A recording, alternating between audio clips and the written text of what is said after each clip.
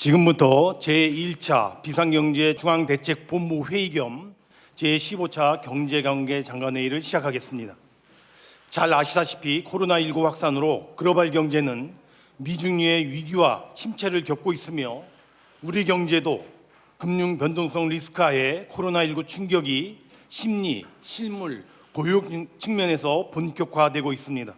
그간 정부는 당장의 코로나19 피해 극복 긴급 지원책과 함께 특히 최근에 대통령 주재 비상경제회의를 통하여 경제위기 돌파를 위한 큰 틀의 지원 프레임과 굵직한 대책들을 마련하고 선제적으로 적극적으로 대응해 오고 있습니다.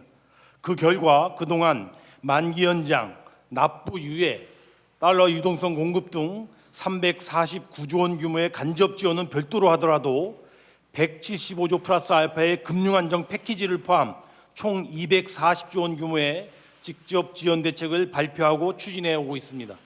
그러나 코로나19의 실물, 금융 충격, 공급 수요의 충격, 생산 소비의 타격, 수출과 수입의 위축 등 충격의 다면 복합성과 동시 다발성, 예측 불가성 등으로 인해 과거 그 어느 위기 시보다 강력한 대응과 범부처적 역량 결집이 기묘한 시점입니다. 우리의 바이러스 방역은 방역 중대본을 중심으로 한 체계적이고 강력한 대응에 힘입어 어느 정도 잡혀가고 국제사회에서 K방역이라고 하는 성공적인 모델로도 평가받고 있습니다. 이제는 본격화될 경제 위기에 대응한 강력한 경제 방역이 필요한 시점입니다.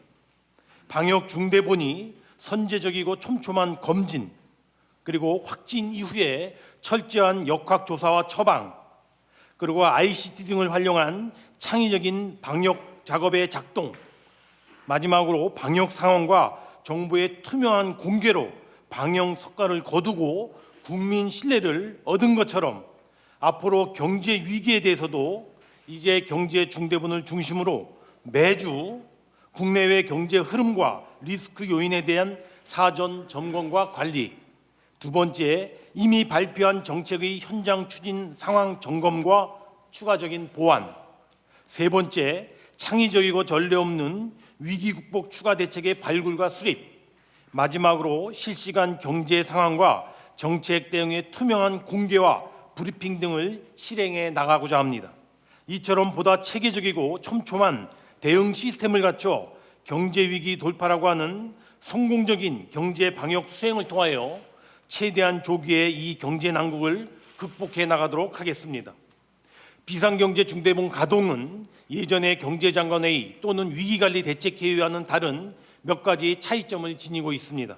즉, 경제중대본 산하에 설치된 거시, 산업, 금융, 고용대 구간에서 매주 해당 분야별 동향과 흐름, 이슈, 그리고 현장의 애로 등을 정례적으로 점검하고 그리고 또 보고하도록 한 점, 두 번째, 촘촘하고 종합적인 새로운 대책 강구 및 실행력의 강화를 위하여 중대본 회의에 필요시 경제단체장님, 관련 기관장님, 당청 관계자 등도 함께 참석하여 논의하도록 하겠습니다.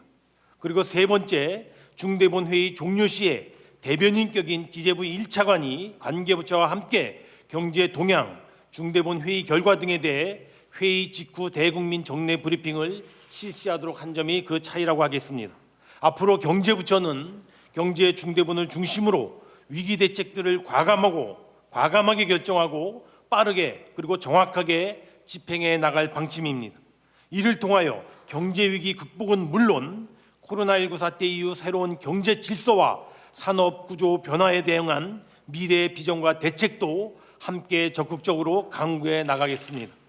오늘 회의에서는 첫째, 최근 경제 동향 리스크에 대한 점검 평가와 금융, 산업, 고용 대응 반별 점검 결과를 보고하고 논의합니다. 이 이외에 소상공인 2차 금융지원 프로그램에 대한 세부 추진 계획을 확정 발표하고 아울러 10대 산업 분야 규제 혁신 방안을 의견 한 건으로 상정하여 논의하겠습니다.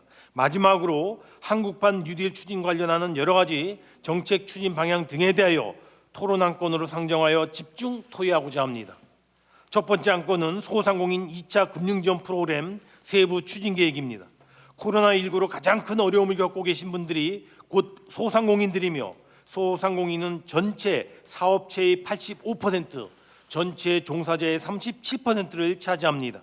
정부는 코로나19 사태 초기부터 소상공인을 위한 12조 원 규모의 1단계 초저금리 금융지원 방안을 마련하여 신용 등급별 맞춤형 지원을 추진해 왔으며 초과 수요에 대비하여 동 1차 프로그램을 4조 4천억 원 더 확대하기 위하여 어제 예비비를 3,158억 원을 추가적으로 지원키로 의결한 바 있습니다.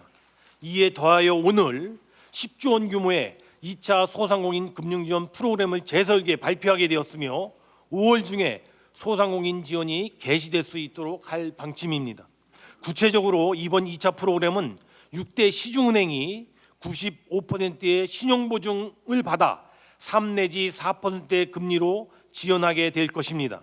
1차 프로그램 수혜자는 지원 대상에서 제외토록 하여 가능한 한 많은 중간 신용도 이하의 실수요자 지원이 이루어지도록 할 계획이며 특히 대출 신청과 접수, 대출 및 신용 보증의 보증 심사도 원스톱 처리되도록 절차도 대폭 간소화할 계획입니다. 두 번째 안건은 코로나 위기 극복 및 경제 활력을 위한 10대 산업 분야 규제 혁신 방안입니다. 포스트 코로나 대응을 위한 경제 체질 개선의 가장 큰 걸림돌은 기존 이해관계와 패러다임에 따라 운영되는 규제가 될 것입니다. 정부는 지난 2월 업계의 의견을 수렴을 거쳐서 10대 규제 집중 산업 분야를 선정한 바 있으며 최대한 제로 베이스에서 규제를 검토한다는 원칙하에 이러한 10대 산업 분야의 65개 규제 효과 추진 과제를 선정하였습니다. 그 주요한 사례로서 혁신 의료기기에 대한 우선 심사 제도의 도입, 두 번째 소비자 직접 의뢰 유전자 검사 항목의 확대, 세 번째 신기술 금융회사의 핀테크 투자 규제의 합리화, 네 번째 벤처기업 인증기간의 2년에서 4년으로의 연장, 그리고 산지 관련 규제 특례로서 산림휴양관광진흥구역법 제정 추진 등이 그 대표적인 예라고 할 것입니다. 이번에 65개 과제는 규제 혁파 작업의 첫 시작에 불과합니다. 앞으로 10대 산업 분야에 대한 추가적인 규제 혁파에 가속도를 내도록 할 것입니다. 특히 원격 의료, 원격 교육, 온라인 비즈니스 등 비대면 산업에 대해서는 위기를 기회로 활용한다는 측면에서 그 규제 혁파와 산업 육성에 각별한 정책적 역점을 두어 나갈 것입니다. 마지막으로 코로나 위기 진행 과정 및 포스트 코로나 대비 차원에서 새로운 일자리 창출을 위한 소위 한국판 뉴딜을 국가 프로젝트로 적극 추진하는 문제를 오늘 집중적으로 토의해 보고자 합니다. 한국판 뉴딜은 지난 세기의 대규모 토목공사 개념에서 벗어나 디지털 경제 전환, 4차 산업혁명 대비, 포스트 코로나 등과 연결되는 새로운 일자리 창출 프로젝트로 볼 수 있으며 이와 같은 측면에서 우리의 강점을 살려 국내 기술과 인력을 활용한 디지털 기반의 대형 IT 프로젝트 기획 추진 등이 그 대표적인 사례가 될 수 있을 것입니다. 오늘 경제중대본 회의에서 이 이슈에 대해 진지한 브레인스토밍 성격의 토론을 가질 예정이며 이러한 논의 결과를 토대로 다음 주 제2차 경제중대본 회의 시 한국판 뉴딜 추진 방향 및 추진 방안을 정식적인 안건으로 상정하여 논의할 방침임을 말씀드립니다. 모두 발언 여기까지입니다.